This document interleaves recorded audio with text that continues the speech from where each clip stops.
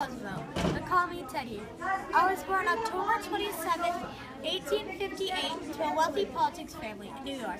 I had three other siblings: Anna, the oldest; Elliot, who was just younger than me; and Connie, the youngest. When I was 3, I was diagnosed with asthma, but I never let that stop me from playing and exploring. Years later, in 1876, I went to Harvard. Then, in 1878, my father died, and the family was devastated. When I was growing up, I wanted to be a naturalist, but when I graduated, I became a New York Assemblyman instead. I would remain in politics my whole career. I became governor of New York on November 7, 1898. In 1901, I was voted Vice President of the USA. Then 6 months later, when the 25th president was assassinated, I became the 26th president. I was the youngest to become president because I was only 42. I went camping with John Muir to Yosemite and decided to protect this beautiful place. Then the natural park system was made.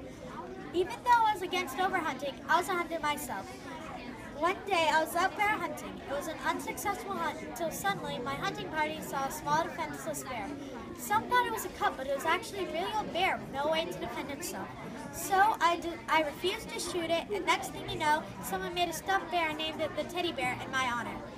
I retired from being president in 1909. Now that you know the basics, I want to share some stories with you. After I graduated, I married Alice Lee in 1880.